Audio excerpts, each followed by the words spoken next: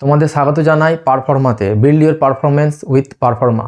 আজকের ভিডিওর বিষয় হচ্ছে ডাব্লিউবিপি কনস্টেবল আর কলকাতা পুলিশ যে কনস্টেবলের ভ্যাকেন্সি বেরিয়েছে সেই নিয়ে তোমাদের যে সিলেবাস আছে তার স্ট্র্যাটেজি আর কিভাবে তোমরা পড়বে। তো প্রথমে তোমাদের সিলেবাসে চলে আসি। সিলেবাসটা তোমাদের হচ্ছে জিকে 25 নম্বর, ম্যাথ 25 নম্বর, জিআই বা রিজনিং 25 নম্বর, ইংলিশ 10 নম্বর, আর এই আইআরএম পদ্ধতি নিয়ে আমি লাস্টে কথা বলছি। তাহলে এই 4টে টপিক তোমাদের আছে। এই 4টে টপিককে তুমি কিভাবে পড়বে, কোথা থেকে পড়বে, কতটুকু পড়বে, কি পড়বে না, এটা জানতে হবে। এটা না জানার ফলেই অনেক ক্যান্ডিডেট চাকরি পায় না। ঠিক আছে, তো প্রথমে আমরা চলে আসবো জিকেতে। দেখো জিকেতে তোমাদের 25 নম্বর আছে। জিকেতে কি থাকে বলো তো? জিকেতে থাকে একটা সাবজেক্টিভ, অর্থাৎ history, geography, polity, economics, computer, সায়েন্সের 3টে পার্ট। ঠিক আছে, তো এটা থাকে। তো একটা হচ্ছে সাবজেক্টিভ, একটা হচ্ছে স্ট্যাটিক জিকে সম্পর্কে তোমরা জানো, পৃথিবীর প্রথম পুরুষ, পৃথিবীর প্রথম মহিলা, উচ্চতম, বৃহত্তম, ক্ষুদ্রতম, এগুলো। আর একটা থাকে কারেন্ট অ্যাফেয়ার্স। এই 3টে মিলিয়ে হচ্ছে তোমাদের জিকে। ঠিক আছে, তাহলে এই সাবজেক্টিভ, স্ট্যাটিক আর কারেন্ট অ্যাফেয়ার্সের জন্য তোমরা কি পড়বে আর কিভাবে পড়বে। তো আমি সাবজেক্টিভ জিকের জন্য প্রথমে আসছি, তারপর পরে আসি। কি বই ফলো করবে সেটা দেখছি, প্রথমে বলি, আলোচনা করে নিই। দেখো, রেলওয়ে চ্যালেঞ্জার জিকের জন্য এই বইটাকে ফলো করলেই হবে। এই বইটা ফলো করলে তোমার সুবিধা এটা যে তুমি সাবজেক্টিভ আর স্ট্যাটিক দুটোই এতে খুব ভালো করে দেয়া আছে, তোমাকে আলাদা কোনো বইয়ের প্রয়োজন হবে না, মোর দ্যান এনাফ এই বইটা। ঠিক আছে, আর এই বইটা পড়তে কারো যদি অসুবিধে থাকে তাহলে তরুণ গোয়েল স্যারের এই বইটা, এটা পুরনো ভার্সানে কিছু ভুল ছিল, এখন নতুনে কিছু ভুল আছে কিনা জানি না, তবে এই বইটা খুব ভালো করে সহজ আকারে দেওয়া আছে। কিন্তু এই বইটাতে তুমি স্ট্যাটিক পার্টটা পাবে না, যেটা রেলওয়েতে কমপ্লিট আছে। যদি তুমি বলো দুটো বইয়ের মধ্যে কোন বইটা বেস্ট হবে, তাহলে অবশ্যই বলবো রেলওয়ে চ্যালেঞ্জার জিকের জন্য। ঠিক আছে, তাহলে এটা গেল তোমাদের সাবজেক্টিভ আর স্ট্যাটিকের জন্য বলে দিলাম যে কি পড়বে, সাবজেক্টিভ, স্ট্যাটিক আর কারেন্ট অ্যাফেয়ার্স এখন বলছি না, কারেন্ট অ্যাফেয়ার্সের জন্য এখন টাইম আছে, ঠিক পরীক্ষার 2 মাস আগে আমি বলে দেবো, যেটাই হবে যথেষ্ট, তার বেশি আর কিছু পড়তে হবে না। ভিডিও খুব ভালো করে দেখো যদি এই দুটো ভ্যাকেন্সিতে সিলেকশন নিতে চাও। ঠিক আছে, তো আমার জিকেটা কমপ্লিট হলো, কোথা থেকে পড়বো আর কীভাবে পড়বো। এবার দেখো, রেলওয়ে চ্যালেঞ্জের বইটাতেও কিন্তু সব কিছু পড়তে হবে না, জিকে পার্টটা। তাহলে গোটা বইটা কিনতে গেলে অনেক দাম। তো এই বইটার জিকে পার্টটার পিডিএফ আমার হোয়াটসঅ্যাপ গ্রুপে দেওয়া আছে, তোমরা সেখান থেকে নিয়ে প্রিন্ট করে নিতে পারো। বইটার দাম 400 টাকার উপরে পড়বে, প্রিন্ট করলে 200 টাকায় কাজ শেষ হয়ে যাবে বাঁধানো নিয়ে। ঠিক আছে, তাহলে জিকে পার্টের মধ্যে অনেক কিছু পড়তে হবে আর অনেক কিছু পড়তে হবে না। তাহলে এই বিষয়টা তোমাদেরকে আমি স্পেশাল, যখন জিকের ভিডিও আনবো, ম্যাথসের ভিডিও আনবো, সব স্পেশাল একটা ভিডিও আসবে, তখন ইম্পর্টেন্ট টপিক আর কী পড়বে না সেগুলো সব ডিসকাস করে নেবো। ঠিক আছে, তাহলে এখন আমি পরের স্টেজে চলে যাই। পরের স্টেজে রয়েছে ম্যাথস। আরেকটা কথা বলি তোমাদেরকে, যে এই বইটার দাম তোমার 240 টাকা, এটা আমি বড়ুরাজ থেকে নিয়েছি, এটা 240 টাকা কস্ট পড়বে। আর রেলওয়ে চ্যালেঞ্জারে যেহেতু পুরনো ছিল জানি না, তো এটার সাথে তোমাকে আরেকটা বই পড়তে হবে, সেটা হচ্ছে স্ক্যানার। এই বইটা পড়তেই হবে। এই বইটাতে WBCS 23 বছরের প্রিলিমসের কোশ্চেন দেওয়া আছে, এবং শুধু প্রশ্ন উত্তরে দেওয়া নেই, এক্সট্রা প্রচুর ইনফরমেশন দেওয়া আছে। তাহলে MCQ আকারের জন্য এই বইটা, আর জিকের সাবজেক্টিভ স্ট্যাটিকের জন্য ওই বইটা, আর এর সাথে কি করবে, WBP প্রিভিয়াস ইয়ার কমপ্লিট। এই 3টে বিষয়কে ভালোভাবে কমপ্লিট করবে 12-15 বার রিভিশনের পর। তারপর যদি সময় থেকে অন্য কিছু ভাববে, আর যদি সময় না থাকে, এটাই মোর দ্যান এনাফ।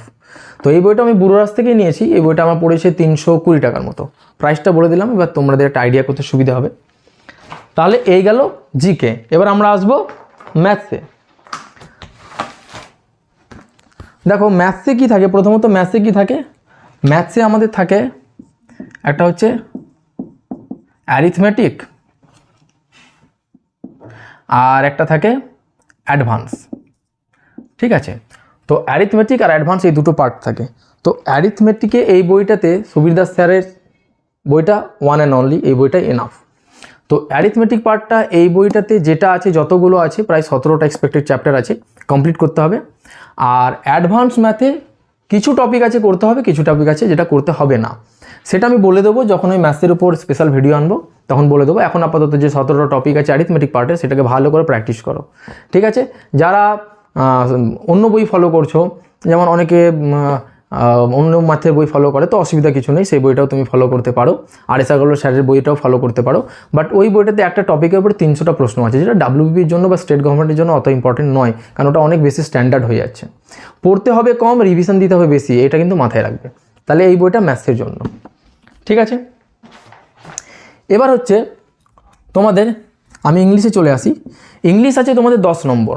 তো ইংলিশে কি থাকবে, একটা থাকবে ভোক্যাব আর একটা থাকবে গ্রামার। তো আগে তোমরা এই মুহূর্তে টার্গেট করো ভোক্যাবটাকে। ভোক্যাবের জন্য কি করবে, ব্ল্যাক বুক অফ ইংলিশ বলে একটা বই পাওয়া যায়, যেই বইটাতে ভোক্যাবের যে প্রত্যেকটা টপিক আছে, যখন আমি ইংলিশের ভিডিওটা আনবো স্পেশাল, তখন টপিকগুলো বলে দেবো ইম্পর্টেন্ট। তো সেই টপিকের উপরে, প্রত্যেকটা টপিকের উপরে প্রচুর প্রশ্ন দেওয়া আছে। কিন্তু তোমরা অত প্রশ্ন ভোক্যাবের উপর ডাব্লিউবির জন্য করার প্রয়োজন নেই, 12-13 হাজার প্রশ্ন শুধু ভোক্যাবের উপরই তাহলে আছে।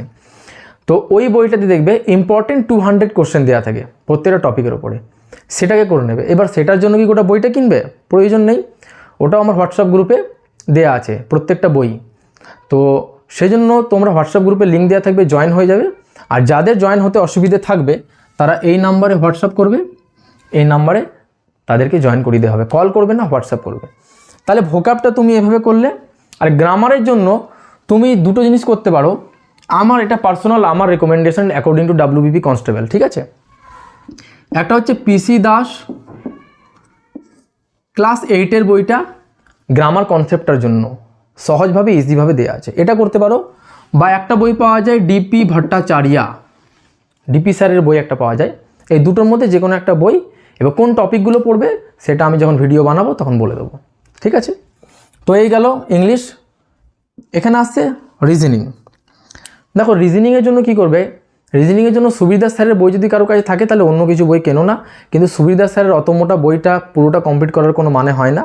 যদি করতে পারো তাহলে ভালো, আর ওটা যদি না থাকে তো রেলওয়ে চ্যালেঞ্জের বই তোমার রিজনিংয়ের প্রত্যেকটা টপিকের উপর প্রিভিয়াসের প্রশ্ন দেওয়া আছে তোমার রেলওয়ের, সেটাকে করলেই হবে, আলাদা করে আর অত মোটা বইটা কেনার প্রয়োজন নেই। আর এই প্রত্যেকটা যে সাবজেক্ট আমি বললাম কমপ্লিট করার পর মাস্ট হচ্ছে তোমাকে প্রিভিয়াস ইয়ার ফলো করতেই হবে ডাব্লিউবিপির। তো এটা হচ্ছে রুলস। ঠিক আছে, এবার আমি আসছি IRM। আই মানে কি, ইম্পর্টেন্ট টপিক তোমাকে জানতে হবে। আর মানে কি রিভিশন, আর এম মানে হচ্ছে মক টেস্ট। তো ইম্পর্টেন্ট টপিক, রিভিশন আর মক, কিন্তু কি এগুলো আমরা শুনেছি, হয়তো আমরা করি, কিন্তু অনেকে হয়তো পদ্ধতিটা জানি না, কিভাবে রিভিশন দিতে হবে, কিভাবে মক দিতে হবে, সেই সব জিনিসটা জানতে হবে। তো এই ইম্পর্টেন্ট টপিক আর রিভিশন আর মক কীভাবে দেবে, যখন আমি স্পেশাল ভিডিওটা বানাবো জিকের ওপরে, ম্যাথসের ওপরে, জিআইয়ের ওপরে, ইংলিশের ওপরে, তখন ওই প্রত্যেক টপিকের ওপর আমি বলে দেবো, যাতে করে তোমাদের সুবিধা হয়। ঠিক আছে, এছাড়া ইম্পর্টেন্ট টপিকের ওপর বা ম্যাথসের ক্লাস তোমাদের এই চ্যানেলে দেওয়া হবে, তবে কিছুদিন একটু টাইম লাগবে, তারপরে ম্যাথ শুরু করা হবে। এবং এটুকু অ্যাসিওর করতে পারি যে আমার ম্যাথসের ক্লাস যদি ভালো করে ফলো করো তাহলে তোমাদের ম্যাথসের ভয় কেটে যাবে, ম্যাথসে কনফিডেন্স আসবে এবং তুমি অনেক বেশি স্কোর করতে পারবে। তো আমার ক্লাস আর আমার স্ট্র্যাটেজি এই দুটোকে নিয়ে যদি পড়াশোনা করতে পারো তাহলে তোমার ডাব্লিউবিপি আর কেপি কনস্টেবল খুব ইজিলি সিলেকশন হয়ে যাবে। আর মনে রাখবে, practice makes a man perfect, এই কথাটা আমরা শুনে এসেছি, কিন্তু আজ থেকে নতুন কথা শেখো, perfect practice makes a man perfect. তুমি প্র্যাকটিস করেই যাচ্ছ, বাট কোনো পারফেক্ট নেই, বিষয়টার কোনো মধ্যে কোনো সিস্টেম নেই, হবে না। ঠিক আছে, এই সব বিষয় নিয়েই আমি নেক্সট ভিডিও বানাবো। আপাতত এই পর্যন্ত, গুড বাই, ভালো থেকো, ভালো করে পড়ো। আশা করি তোমাদের এই দুটো যে ভ্যাকেন্সিজ আছে তার মধ্যে একটাতে সিলেকশন হয়ে যাবে, আর একটা তোমাদের ভ্যাকেন্সি তো ইনক্রিজ হয়েই গেছে, তার সাথে তোমাদের যে ওই অনেক বেশি ভ্যাকেন্সি চলে গেছে অন্য ডিপার্টমেন্টে, ওই ইসি ক্যাটাগরি, আরও সিভিক ভলেন্টিয়ার এইসব, তো আশা করি সেটার উপরে কোনো একটা সিদ্ধান্ত হবে। ঠিক আছে, তো তোমাদের টার্গেট হচ্ছে ভালো করে পড়া। যদি ভালো করে পড়ো তাহলে 200টা ভ্যাকেন্সি বেরোলে সিলেকশন পাবে, যদি ভালো করে না পড়ো তাহলে 2000 বেরিয়েও কোনো লাভ নেই। ঠিক আছে, ওকে।